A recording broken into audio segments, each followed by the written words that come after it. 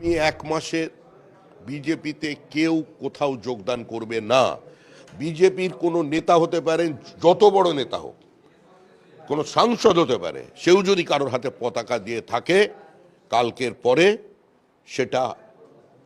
সেটা যোগদান হিসেবে গণ্য হবে না এবং সে বিজেপি কর্মী নয়। আমি শুনছি দমদমের ওখানে কেউ অটো ইউনিয়ন করবে বলে স্বঘোষিত নেতা হয়ে গেছে, দুপুরবেলার পরে দেখবেন ও লকআপে আছে।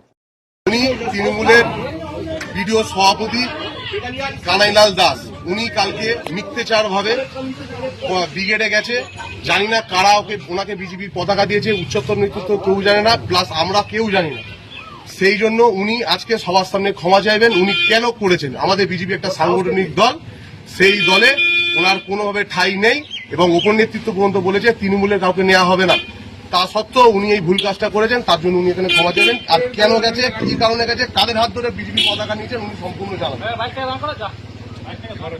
আমি বজবজ পঞ্চায়েত সমিতির সভাপতি, আর 2.5 বছর হয়েছে এসছি।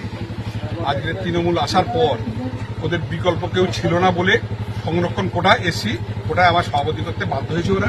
আমি এমনি ভোটে দাঁড়াচ্ছিলাম না, আমার ওয়াইফ মারা যাওয়ার পর থেকে টোটাল রাজনীতি আমি করবো না ঠিক করেছি। কিন্তু আমার মধ্যে একটা এই 2.5 বছরের যে যন্ত্রণা, আমি যে এই 2.5 বছর যে এদেরকে নিয়ে যে যন্ত্রণার মধ্যে ছিলাম, আমি আমার স্বাধীনভাবে কিছু করতে পারছিলাম না, কিন্তু বলার উপায় ছিল না। সেখানটা থেকে আমি অশান্তির বাতাবরণ থেকে যাতে রেহাই পাই, এই একটা সুযোগ এসেছে, সেই সুযোগে সদ্ব্যবহার করে যাতে আমি এই দলটা থেকে বেরিয়ে আসতে পারি। আমার হিন্দুত্ববাদী, আমার মৌলবাদী, আমার যে সমস্যাটা বেঁচে থাকুক, তার জন্য যদি কোনো জায়গায় কোনো কিছু সহযোগিতা করতে আমি সবসময় পাশে আছি। আমার হিন্দুত্ববাদী এবং দেশ আমার আগে। তো 50 ছেলে বাকিকে, বলাই সাকারিকে আর দিনেশ ঘাটিকে, এমনকি দিনেশ ঘাটি মারা গেছে। তিন গায়ে তুমি নিজে দাঁড়িয়ে থেকে 50টা ছেলে ছিল তোমার সঙ্গে, সব কটাই মুসলমান ছেলে ছিল আর তুমি একা হিন্দু ছেলে ছিলে।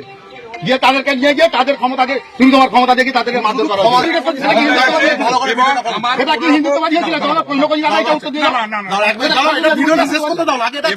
হয়েছে আমার অন্যায় হয়েছে, আমি কোন রকম নেতৃত্বের কোনো কিছুর বালাই করি না। আমি থাকতে না নাগরিক হিসাবে এবং সমাজের উন্নয়ন করতে গিয়ে যে যেটা বলবে তার সঙ্গে পাশে দাঁড়াবার জন্য আমি বদ্ধপরিকর। তোমার পাশে দাঁড়াতে হবে না, পাশে দাঁড়ানো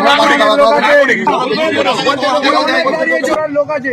তুমি ক্ষমা চাও যে আমি আর জীবনে কোনোদিন এই পার্টিতে আসবো না, পার্টি করবে না, সেটা আপনার ব্যক্তিগত ব্যাপার। আমি এই জীবনে আর কোনোদিন বিজেপির ঝান্ডা ধরবো না যতদিন পর্যন্ত বাঁচবো। আমি বিজেপি ঝান্ডা টান্ডা কিছুই ধরবো না যতদিন বাঁচবো। আমি সাধারণভাবে মানুষকে যা লুটেছো সব ফিরিয়ে দেবে, গরিব মানুষকে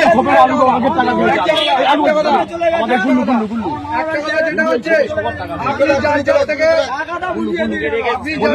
টাকা নিয়েছেন, আপনি যার থেকে টাকা আপনার কাছে চলে যাবে। আপনি ঠিক সময় মতো 15 দিন হোক 1 মাসের মধ্যে সেই টাকা সবার কাছে যথাযথভাবে ফেরত দিতে বাধ্য থাকবেন। একই নয়, সেটা বলুন। যে টাকাটা সবাই পেয়েছে, কে কে টাকা বলে? 5 বছরের টাকা, 5 বছরের টাকা, 50,000 টাকা। ওই জায়গা আমার মাসির জায়গা বিক্রি করে বলে টাকা দেবো, টাকা দেবে, সব টাকা দেবে।